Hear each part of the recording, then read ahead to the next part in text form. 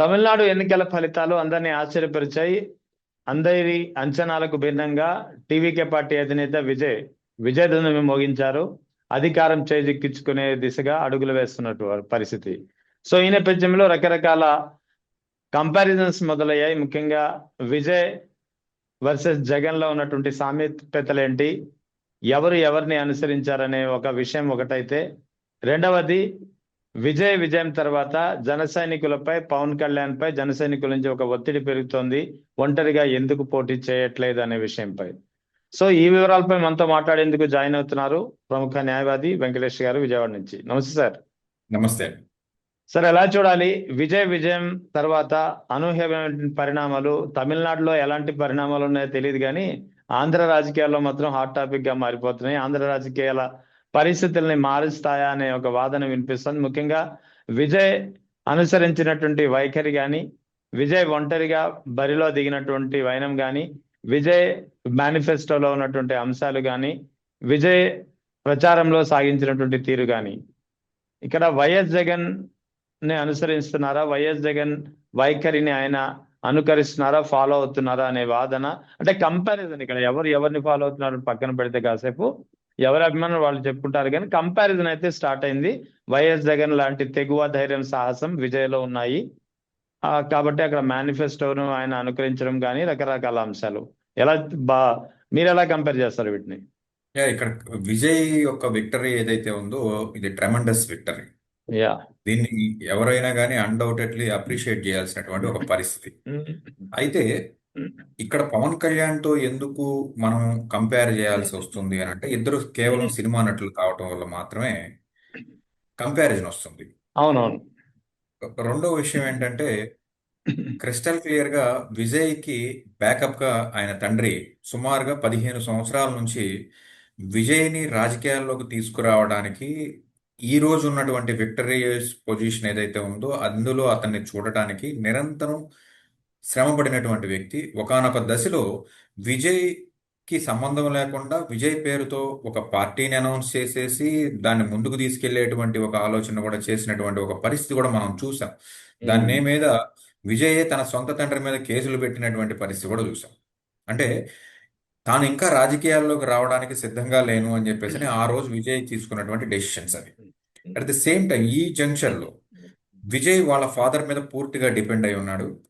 Depend అయ్యి ఒక వ్యవస్థని క్రియేట్ చేస్తున్నాడు బ్యాక్గ్రౌండ్ లో.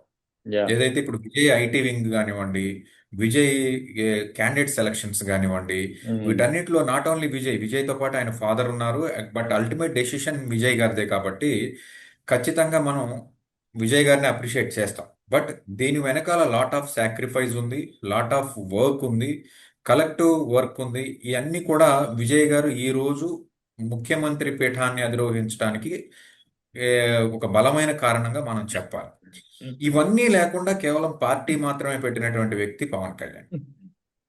ఈయన ఏంటంటే కేవలం అభిమానుల్ని, పార్టీ పెట్టిన రోజే మెగా అభిమానుల్ని, మీరు అన్నయ్య వెనకాల ఉన్న వాళ్ళు ఎవరు నా వెనకాల రావాల్సిన పని లేదు, నా సొంత కులం, నాకు ఒక కులం లేదు కాబట్టి నేనేమో ఏ కులాన్ని కూడా దగ్గర తీసేటువంటి పరిస్థితి లేదు, నా భావజాలం లేకపోతే నా ఐడియాలజీ ఏదైతే ఉందో అది నచ్చితే నా వెనకాల రండి, లేకపోతే పోండి అనే ఒక బోల్డ్ స్టేట్మెంట్ ఇచ్చి తన రాజకీయాల్లోకి వచ్చాడు. అల్టిమేట్ గా ఫెయిల్యూర్ చవి చూశాడు.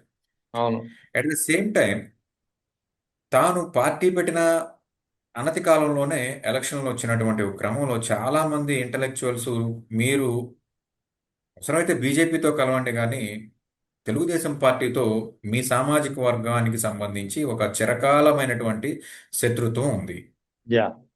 కనపడకపోయినప్పటికీ కూడా 1989 నుంచి ఒక చిరకాలమైనటువంటి శత్రుత్వం నడుస్తున్నది కాపు సామాజిక వర్గం మీద, అలాగే తెలుగుదేశం పార్టీ మధ్యలో ఒక ఒక లేకున ఏదైతే ఉందో అది ఇప్పటికి కూడా బర్నింగ్ టాపిక్ గా అలాగే ఉంది. కాబట్టి మీరు దయచేసి తెలుగుదేశం పార్టీతో అంటకాకండి అని చెప్పేసి అని సామాజిక వర్గంలోని పెద్దలు కానివ్వండి, మరొకళ్ళు మధ్యవర్తులు కానివ్వండి చెప్పినటువంటి పరిస్థితి. వీటన్నిటిని ఆయన పక్కన పెడుతూ ఆ రోజు బీజేపీతో at the same time Chandrababu Naidu గారితో కలిసి వెళ్ళినటువంటి ఒక పయనం ఏదైతే ఉందో అది పునాది పడింది అతని యొక్క డౌన్ ఫాల్ కి.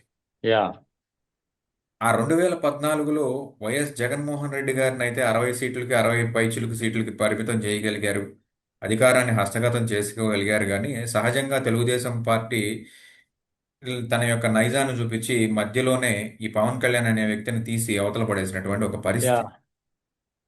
ఆ తరువాత జగన్మోహన్ రెడ్డి గారు యునానిమస్గా ఎలక్షన్కి వెళ్ళడం, ఆయన ఒంటరిగా పోటీ చేయడం. అప్పుడు కూడా జగన్మోహన్ రెడ్డి గారు కూడా అనేక రకాలుగా అటు బీజేపీ కానివ్వండి, ఇంకా రిమైనింగ్ కమ్యూనిస్ట్ పార్టీలు కానివ్వండి, జగన్మోహన్ రెడ్డితో పొత్తుకు ప్రయత్నించారు అన్నమాట వాస్తవం. అయితే జగన్మోహన్ రెడ్డి ఈ రోజు విజయ్ ఎంచుకున్న పందాన్ని ఆ రోజే ఎంచుకున్నారు. అవును. ఆయన పార్టీ పెట్టిన దగ్గర నుంచి కూడా నేను ఒంటరిగానే ఎలక్షన్కి వెళ్తా, నా ఐడియాలజీ నచ్చాలి, నా స్కీమ్స్ నచ్చాలి, అప్పుడే ప్రజలు నన్ను ఆదరిస్తారు అనేటువంటి ఒక ముక్కుసూటి ధోరణితో ముందుకెళ్ళాడు కాబట్టి మొదటిసారిగా ఆయన విజయానికి దూరం అయినప్పటికీ కూడా రెండవసారి ఎప్పుడూ లేనటువంటి ఒక యునానిమస్ విక్టరీని ఆయన గెయిన్ చేయడం జరిగింది. సో అందరూ యా. కూడా ఇప్పుడు జగన్మోహన్ రెడ్డి యొక్క పందాన్ని విజయ్ ఎంచుకున్నాడు అని అంటే ఇదేమి జగన్మోహన్ రెడ్డితో స్టార్ట్ అయింది కాదు, లేకపోతే విజయ్తో అంతమయ్యేది కాదు. యా. వాళ్ళ యొక్క భుజస్కంధాలని వాళ్ళు నమ్ముకున్నారు. వేరే వాళ్ళని వాళ్ళ భుజాల మీద మోయాల్సిన అవసరం లేదని చెప్పేసి అని ఈ ఇద్దరు వ్యక్తులు కూడా ఎన్నికలు వెళ్ళినటువంటి పరిస్థితి. ఖచ్చితంగా ఇద్దరు కూడా మనందరం చూసినట్లే అద్వితీయమైనటువంటి విజయాలను అందుకున్నారు. తర్వాత క్రమంలో జగన్మోహన్ రెడ్డి గారు చేసినటువంటి కొన్ని చారిత్రాత్మకమైన తప్పిదాలు ఉన్నాయి. ఈ తప్పిదాల వల్ల ఈ రోజు 11 సీట్లకి అవును. మనం డౌన్ ఫాల్ అయింది అని. అయితే ఈ చారిత్రాత్మకమైన తప్పిదాలు అని అంటే జగన్మోహన్ రెడ్డి ఏదో నేరాలు ఘోరాలు చేశాడని కాదు. ఏదైతే పార్టీని కాపాడుకోవాల్సినటువంటి పరిస్థితిలో ఆయన పార్టీని, కార్యకర్తల్ని పూర్తిగా విస్మరించి ప్రజలకి డీపీటీ పద్ధతుల్లో డైరెక్ట్గా నిధులు ట్రాన్స్ఫర్ చేయడం, పార్టీకి సంబంధించినటువంటి కొంత సామాజిక వర్గంలో కానివ్వండి, సొంత సామాజిక వర్గంలో కానివ్వండి, పార్టీలో ఉన్నటువంటి కేడర్లో కానివ్వండి, కొంత నైరస్యం ఏర్పడింది. కాబట్టి ఇప్పుడు జగన్మోహన్ రెడ్డి గారు ఆ లేఖనాన్ని ఫిల్ చేసుకుంటూ జగన్ 2.0లో యా. ఖచ్చితంగా కార్యకర్తలకి, నాయకులకి పెద్దపీట వేస్తాము అని చెప్పేసి బేసిక్గా జగన్మోహన్ రెడ్డి గారు ఒక డెసిషన్ తీసుకుంటే దానికి ఎటువంటి సమస్యలు వచ్చినా వెనక్కి వెళ్ళడు. అవును. అటువంటి వ్యక్తి ఈరోజు ఒక అడుగు వెనక్కేసి కార్యకర్తల వైపుని నేను చేసినటువంటి తప్పిదం ఏదైతే ఉందో అది నాకు గుర్తెరిగాను, పార్టీలోకి సంబంధించినటువంటి కార్యకర్తలకి ఇక్కడ నుంచి పెద్దపీట వేస్తాను అని చెప్పేసి అని ఆయన చెప్పి ఆయన యొక్క మిస్టేక్ ఏదైతే ఉందో దాన్ని నెక్స్ట్ ఎలక్షన్స్ కోసం మళ్ళీ రెడీ చేసుకుంటున్నటువంటి ఒక పరిస్థితి. ఆ మిస్టేక్ని కవర్ చేసుకోవడం అనేటువంటి ఒక వ్యవహారం ఏదైతే ఉందో ఇది అప్రిషియేట్ చేయాల్సిన వ్యవహారం. At the yeah. Same time Vijay గారికి కూడా ఇదే చెప్తున్నాం. ప్రజలు ఎంత ఇంపార్టెంటో మీ పరిపాలన సుదీర్ఘకాలం కొనసాగాలి అని అంటే పార్టీ కూడా అంతే ఇంపార్టెంట్. అవును. ఈ రెండు కూడా కలిసి ఉన్నప్పుడే, జోడెద్దుల్లాగా కలిసి ఉన్నప్పుడే బండి సాఫీగా ముందుకెళ్ళడానికి ఆ, వెళ్ళేటువంటి ఒక పరిష్కారం కానివ్వండి, పరిస్థితి కానీ కనిపిస్తుంది. ఈ వ్యవహారం పవన్ కళ్యాణ్ గారికి లేదు. నేటికి కూడా పవన్ కళ్యాణ్ గారికి 175 నియోజకవర్గాల్లో 175 మంది అభ్యర్థులు లేరు. ఉన్న అభ్యర్థులు కూడా ఎవరైతే ఉన్నారో అత్యంత అవినీతిలో మునిగిపోతున్నటువంటి ఒక పరిస్థితి. అవును. ఈరోజు మీరు ఏ శాఖ తీసుకున్నా అవినీతి అవినీతి అవినీతి మరకలు అంటున్నటువంటి విషయం. సాక్షాత్తు నేను సబ్జెక్ట్ టు కరెక్షన్ నిన్న అతను ఎవరు వైఎస్ఆర్సీపీ అధికార ప్రతినిధి నాగార్జున యాదవ్ గారి మీద కేసు పెట్టినటువంటి ఒక పరిస్థితి చూస్తున్నాం. చాలా హాస్యాస్పదంగా ఉంది. ప్రశ్నించడానికే పార్టీ పెట్టినటువంటి ఒక పార్టీ ఏదైతే ఉందో ఆ పార్టీని ప్రశ్నించినది అంటే అతను విత్ డేటాతో అడుగుతున్నాడు. ఏమని 1200 కోట్ల రూపాయలు మీ శాఖలో మిస్ అయినాయి అని చెప్పేసి అని పవన్ కళ్యాణ్ గారు మీ శాఖలో మిస్ అయినాయి అని చెప్పేసి అని కేంద్రం నివేదికలు ఇచ్చింది. దీనికి సంబంధించి మీ శాఖ నుంచి శాఖాపరమైనటువంటి చర్యలు ఏం జరిగినాయి అని చెప్పేసి అని ఆయన ఆయన యొక్క పార్టీకి సంబంధించినటువంటి ఒక మీడియా ఛానల్లో కూర్చొని అడిగినటువంటి పరిస్థితి. దానికి నాలాంటి వాళ్ళు ఏమో ఎక్స్పెక్ట్ చేశారంటే ఖచ్చితంగా దీని మీద కూలంకుషమైనటువంటి చర్చ జరుగుతుంది. అవును. రిమైనింగ్ పార్టీకి సంబంధించినటువంటి అధికార ప్రతినిధులు ఖచ్చితంగా ఈ 1200 కోట్ల రూపాయల యొక్క లెక్కలు బయట పెడతారని ఎక్స్పెక్ట్ చేశాం. అన్ఫార్చునేట్లీ కేసు పెట్టారు. అంటే ప్రశ్నిస్తే కేసు పెడతారా? మరి 30,000 మంది ఆడపిల్లలు జగన్మోహన్ రెడ్డి ప్రవేశపెట్టినటువంటి వాలంటీర్ వ్యవస్థ ద్వారా అపహరణకు గురయ్యారు. ఈ విషయాన్ని నాకు కేంద్రంలో ఉన్నటువంటి నిఘా వర్గాలు చెప్పినాయి చెప్పాయి అని అని చెప్పి అన్నారు. చెప్పి అని చెప్పి పవన్ కళ్యాణ్ గారు వీధి వీధి తిరుగుతూ జగన్మోహన్ రెడ్డి అండ్ వాలంటీర్ వ్యవస్థని డిఫేమ్ చేస్తూ ఆయన చేసినటువంటి వ్యాఖ్యలకి మరి ఏం కేసులు పెట్టాలి? అవును. దానిలో వాస్తవం అయితే లేదు కదా. మీరు అధికారంలోకి వచ్చి సుమారుగా 2 సంవత్సరాలు అవుతుంది. ఈ 30,000 మందిలో 300 మందిని కాపాడాము అని చెప్పేసి అనేటువంటి ఒక వ్యవస్థ ఈరోజు ఉందా? అది పోయి ప్రశ్నించి విత్ ఆథెంటికేటెడ్ డేటాతో మిమ్మల్ని ప్రశ్నిస్తే కేసులు పెట్టడం ఏదైతే ఉందో, దీనికి నెక్స్ట్ రైట్. వచ్చే గవర్నమెంట్ ఏం చేస్తుంది సార్? ఖచ్చితంగా దీనికి అవును. మీరు మూల్యం చెల్లించాల్సినటువంటి ఒక పరిస్థితి అవును. ఏర్పడుతుంది. అందులోనూ రిమైనింగ్ శాఖల్లో ఇలాంటి కార్యక్రమాలు జరిగితే ఓకే, సాంప్రదాయబద్ధమైనటువంటి రాజకీయాలు, దానికి సంబంధించి ఈ రెడ్ బుక్ విధానాలు, వీటన్నిటిలో అలా ముందుకెళ్తున్నారు అనుకోవచ్చు. బట్ పవన్ కళ్యాణ్ లాంటి ఒక ఎమర్జింగ్ లీడర్ ఎవరైతే ఉన్నారో, ఇతని శాఖలో జరిగినటువంటి ఈ అవకతవకలకి సంబంధించి ప్రశ్నిస్తే కేసులు పెట్టడం అనేది చాలా రైట్. విచారించవచ్చు. వి డిడ్ంట్ అయితే ఇక్కడ ఎక్స్పెక్ట్. ఓకే, ఇక్కడ ప్రధానంగా ఇప్పుడు విజయ్ పార్టీ విజయం తర్వాత జన సైనికుల నుంచి పవన్ కళ్యాణ్ వైఖరి మారాలి అంటూ ఒక ఒత్తిడి పెరుగుతుంది. ఆ ఒత్తిడికి అనుగుణంగానే పెద్ద ఎత్తున సోషల్ మీడియా మాధ్యమాల్లో రకరకాల మీమ్స్ కూడా ప్రచారంలో ఉన్నాయి. సో దీన్ని ఎలా చూడాలి? ఖచ్చితంగా పవన్ కళ్యాణ్ అనే వ్యక్తి వెనకాల ఆయన సామాజిక వర్గం చాలా బలంగా నిలబడడానికి ఎప్పుడూ రెడీగా ఉంది. కాకపోతే ఇక్కడ పవన్ కళ్యాణ్ గారే ఆ సామాజిక వర్గాన్ని ఓన్ చేసుకోవడంలో కానీ, ఓన్ చేసుకుని ఎలక్షన్లోకి వెళ్ళడంలో కానీ ఫెయిల్ అయిపోయినటువంటి ఒక పరిస్థితి. ఆ 85 ఏళ్ల వయసులో హరిరామ్ జోగయ్య గారు కాపు ఉమ్. సంక్షేమ సేన అనేటువంటి ఒక సంఘాన్ని పెట్టి రాష్ట్ర వ్యాప్తంగా అనేక కుల సంఘాలను ఏర్పాటు చేసి ఇవన్నీ తీసుకొచ్చి జనసేనకి అంటగాగిచ్చి ఎలక్షన్కి వెళ్తే ఆయన అనేక పర్యాయాలు చెప్పారు, నీ వెనకాల మేమంతా ఉన్నాం, ఒక 70 సీట్లు తీసుకో అనేటువంటి పరిస్థితి. ఆయన్ని కూడా ఎలక్షన్ వరకు వాడుకుని కరెక్ట్గా ఎలక్షన్ టైంలో సీట్లు పంచుకునేటువంటి ఈ క్రమంలో ఆయన కూడా తీసి పక్కన పడేశారు. ఈరోజు అభిమానులు పక్కన విజయ్ సక్సెస్ని చూసి ఈరోజు పవన్ కళ్యాణ్ వైపు అవహేళనగా లోలోన నవ్వుకునేటువంటి ఒక పరిస్థితి. ఎందుకంటే విజయ్ దగ్గర కులం లేదు, అవును. మతం ఉంది. మతం విజయ్ ఉంది దగ్గర కానీ కులం లేదు. మతం అదే ఉంది కానీ విజయ్కి కులం లేని లేదు.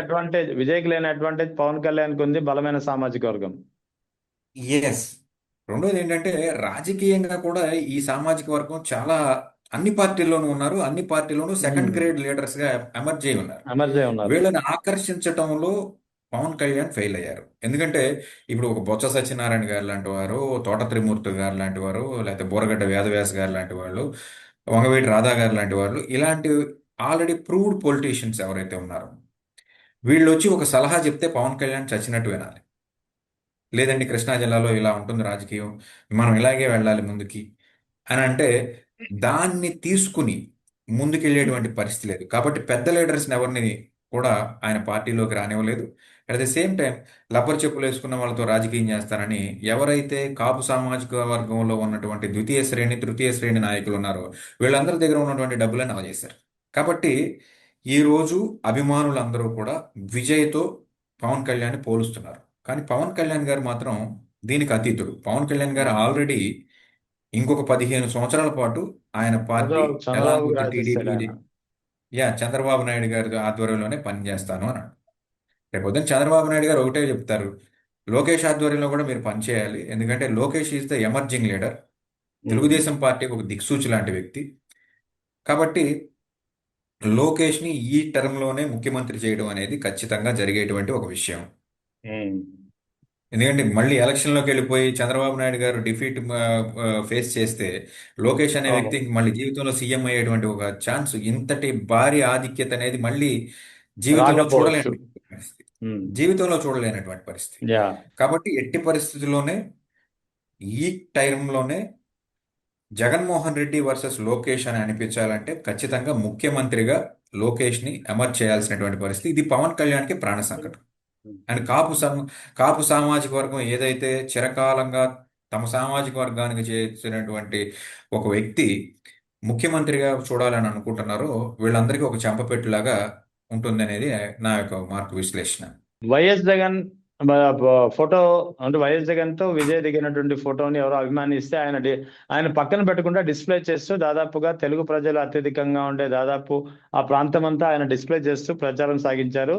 దాదాపుగా తెలుగు ప్రజలు ఎక్కువగా ఉన్నటువంటి 16 నియోజకవర్గాలు ఉన్నాయి బోర్డర్లో, ఏపీ తమిళనాడు బోర్డర్లో. అందులో 14 స్థానాల్లో టీవీకే పార్టీ విజయం సాధించి, ఇది వన్ ఆస్పెక్ట్.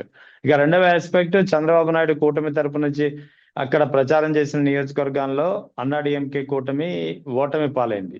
సో ఈ రెండు కంపారిజన్ ఎలా చూడాలి? అంటే వాస్తవంగా ఇక్కడ ఇంకొక చిన్న సబ్మిషన్. టీవీకే పార్టీ నుంచి ఎమ్మెల్యేగా గెలిచినటువంటి అర్జున్ అనే ఒక వ్యక్తి ఉన్నారు కదా, ఆ అవును లిక్ ఏదైతే మన lottery mafia don lady Lisa వాళ్ళ స్వయాన అల్లుడు టీవీకే అవును పార్టీ నుంచి గెలిచారు. ఈయన ఒక వ్యాఖ్యలు చేశారు సార్, అవి కూడా కొంచెం మొన్నటి నుంచి రిజల్ట్ వచ్చినప్పటి నుంచి రిజల్ట్ కి ముందు చేసిన వ్యాఖ్యలు ప్రచారంలో భాగంగా తర్వాత వైరల్ అవుతున్నాయి.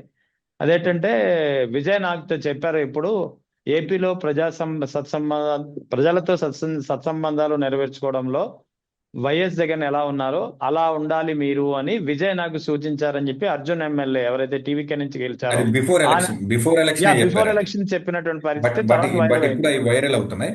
వైరల్ అవుతున్నాయి. ఈ మూడు పరిణామాలను ఎలా చూడాలి? యాక్చువల్గా ఇక్కడ చాలా బ్లండర్ జరిగింది ఏంటంటే పవన్ కళ్యాణ్ గారికి ఆరోగ్యం బాగోకపోవటం, ఉమ్, ఉమ్, లేకపోతే ఈ చంద్రబాబు నాయుడు గారు యొక్క మీటింగ్స్ లో పవన్ కళ్యాణ్ గారు ఉండాలి అక్కడ. అవును. పవన్ కళ్యాణ్ గారు, ఆయనకి చాలా తీవ్రమైన అస్వస్థత కలిగింది. ఆయన నాట్ ఓన్లీ నోస్ ఆపరేషనే కాదు, ఇంకా ఇతర రకాల ఆపరేషన్స్ కూడా జరిగినాయి అని చెప్పేసి అని ఒక సమాచారం. At the same okay. Time ఏంటంటే ఆయన వెళ్ళలేకపోవటం వల్ల చంద్రబాబు నాయుడు గారు వెళ్ళి అబాస్ పాలవటం జరిగింది. చంద్రబాబు నాయుడు గారికి తమిళనాడులో అంత పెద్ద క్రేజ్ ఏం లేదు. బట్ అవును. కంపేరింగ్ విత్ చంద్రబాబు నాయుడు గారు, పవన్ కళ్యాణ్ గారికి ఈజ్ కొంత సమ్వేర్, మాస్ ఇమేజ్ అక్కడ అవును, ఉంది. కొంత ఎంతో బట్ కొంత ఉంది. తమిళనాడులో ఆల్రెడీ ఈ ఎలక్షన్ కి సంబంధించి 6 నెలల క్రితమే డిసైడ్ అయిపోయినటువంటి ఒక విక్టరీ. అంటే అంతర్లీనంగా విజయ్ గారు తన యొక్క వ్యవస్థలని కానివ్వండి, సంస్థలని కానివ్వండి, ఎలా వర్క్ చేయించాలి అనే దాని మీద చాలా ప్లాన్డ్గా ఉన్నాడు. ఉమ్, ఆ ప్లాన్డ్గా ఉండటం వల్ల పవన్ కళ్యాణ్ వెళ్ళినా, చంద్రబాబు నాయుడు గారు వెళ్ళినా, స్వయాన మోడీ గారే వెళ్ళినా అక్కడ వీళ్ళ పప్పులు ఉడికేటువంటి ఒక పరిస్థితి కాదు. అక్కడ తమిళనాడులో ఖచ్చితంగా విజయ్ జోసెఫ్ అనే వ్యక్తి ఈరోజు గెలిచారు కాబట్టి అందరూ కూడా పొగట్టం కాదు. అతను చేసినటువంటి ఎలక్షనీరింగ్ ఏదైతే ఉందో ఆ ఉమ్, ఎలక్షనీరింగ్ చాలా స్తబ్దుగా, పైకి కనపడకుండా, ముఖ్యంగా ఆపోజిట్ పార్టీలో ఉన్నటువంటి ఆ, స్టాలిన్ గారి కుమారుడు కూడా సినిమా యాక్టర్ అయినప్పటికీ అవును. కూడా ఎంటైర్ సినిమా యాక్టర్స్ అందరూ కూడా విజయ్ గారి వెనకాల నిలబడ్డారు. ఆ పరిస్థితి ఆంధ్రాలో లేదు. పవన్ కళ్యాణ్ గారు పోటీ చేసినప్పుడు entire cine industry Pawan Kalyan గారి వెనకాల లేదు. అవును. ఇక్కడ ఉన్న సినీ ఇండస్ట్రీలో కూడా బైఫర్కేషన్ వచ్చి పవన్ కళ్యాణ్ గారి ఓటమికి అది ఒక కారణం. రెండో విషయానికి వచ్చినట్లయితే విజయ్ గారు తీసుకున్నటువంటి విధానం ఏదైతే ఉందో అది ఈ రోజు బయటకు వచ్చింది. ఆయన అవలంబించినటువంటి విధానం జగన్మోహన్ రెడ్డి లాగా ప్రజల్లోకి చొచ్చుకుపోవడం. యా. జగన్మోహన్ రెడ్డి గారి యొక్క ఫార్ములానే అది. ఉమ్, నేను ఎవరిని నుంచోబెట్టినా ప్రజలు కదా అల్టిమేట్ గా గెలిపించాల్సింది. సో అవును. నేను డైరెక్ట్ గా ప్రజలతో నేరుగా సత్సంబంధాలు ఏర్పరచుకుంటాను ఎగ్జాక్ట్లీ. బై వే ఆఫ్ పాదయాత్ర. విజయ్ గారు ఒక పాదయాత్ర మాత్రమే చేయలేదు. వై బికాజ్ ఆయనకు ఉన్నటువంటి క్రౌడ్, సినిమా ఇండస్ట్రీకి సంబంధించినటువంటి ఫ్యాన్ ఫాలోయింగ్ చాలా హ్యూజ్ లెవెల్లో ఉంటుంది కాబట్టి ఆయన అవును. పాదయాత్ర మాత్రమే చేయలేదు కానీ రిమైనింగ్ ఆస్పెక్ట్స్ అన్ని కూడా జగన్మోహన్ రెడ్డి ఎలాగైతే ప్రజలతో మమేకం అయ్యాడో అలాగే అతను కూడా సేమ్ ఇక్కడ చూసి అక్కడ కాపీ చేశాడు. So that is the secret of success. ఆ ఫోటో డిస్ప్లే చేయడం కూడా దాదాపుగా 16 నియోజకవర్గాల్లో. యా, ఓడిపోయిన 2 నియోజకవర్గాల్లో కూడా ఆ, పెద్ద ఓటింగ్ తేడా ఏం లేదండి. అవును. ఆ 16లో ఆల్మోస్ట్ 14 గెలిచినట్టున్నారు. ఒక 14 2 నియోజకవర్గాలు గెలిచారు. మాత్రమే లూజ్ అయ్యారు. అందులో కూడా పెద్ద 2000 3000 ఓట్ల తేడాతోనే అవునవును. ఆ అభ్యర్థిని కోల్పోయాడు.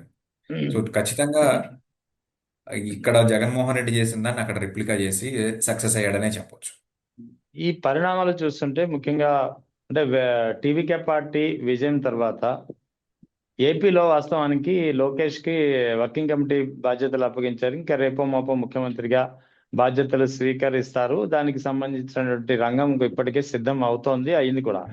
అయితే ఎప్పుడు అనేది ఇంకా డేట్ అనేది అధికారికంగా డిక్లేర్ కావాల్సింది. ఈ లోపల టీవీకే ఫలితాలు వచ్చినాయి. ఎందుకంటే టీవీకే పార్టీలో డిఎంకే నేతృత్వం అంతా, డిఎంకేకి సంబంధించినటువంటి క్యాంపెయినింగ్ బాధ్యతలు కానీ, టికెట్ల పంపిణీ వ్యవహారం అంతా కానీ స్టాలిన్ కంటే ఎక్కువగా ఆయన కుమారుడు డిప్యూటీ సీఎంగా ఉన్నటువంటి ఉదయనిధి చూసినటువంటి పరిస్థితి.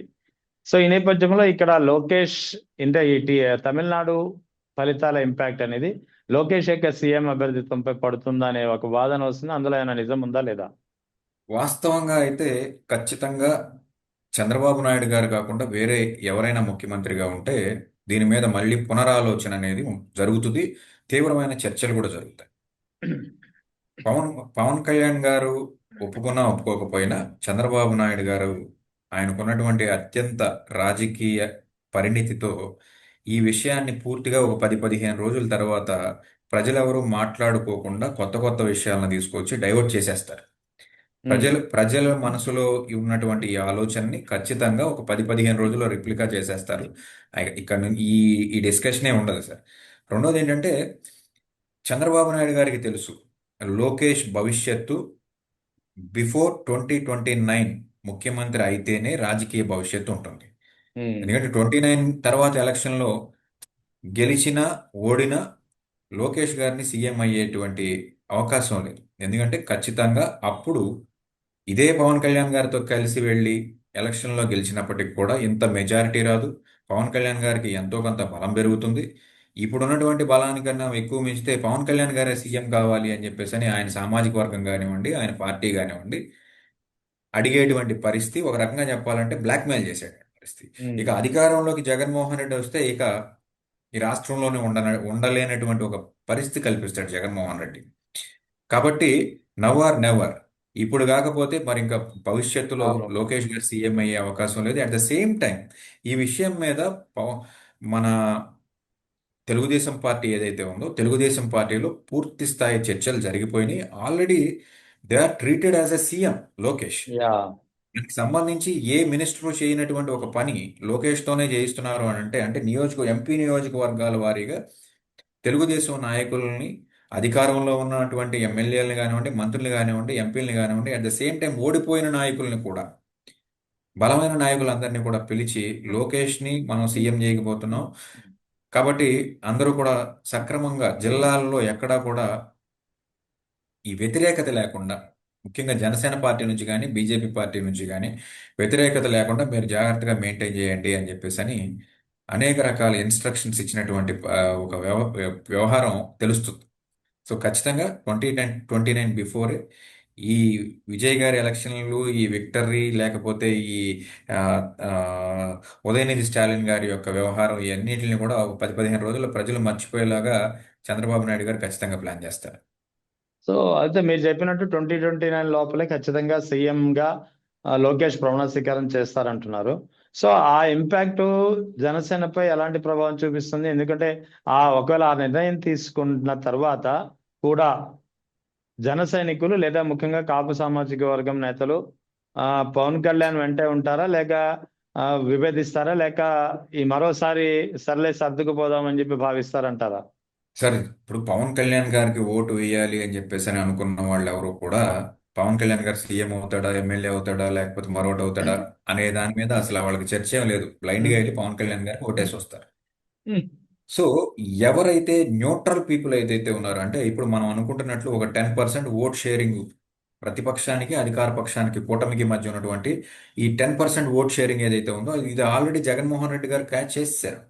ఓకే. ఎప్పుడైతే సూపర్ 6 పథకాల అమలులో ప్రభుత్వం ఫెయిల్ అయిందో, 20 లక్షల ఉద్యోగాల ఉపాధి కల్పనలో ప్రభుత్వం ఫెయిల్ అయిందో, 45 సంవత్సరాలు నిండిన ప్రతి మహిళకి 1,500 రూపాయలు ప్రతి నెల ప్రభుత్వమే ఇస్తుంది అని చెప్పేసి చంద్రబాబు నాయుడు గారు కానివ్వండి, అలాగే మన పవన్ కళ్యాణ్ గారు కానివ్వండి ఇచ్చినటువంటి హామీ ఫెయిల్ అయిందో, ఎట్ ద సేమ్ టైం దీపం పథకం అని పెట్టారు, ఈ రోజు వరకు అప్ టు డేట్ సిలిండర్లకి అమౌంట్ రావట్లేదు.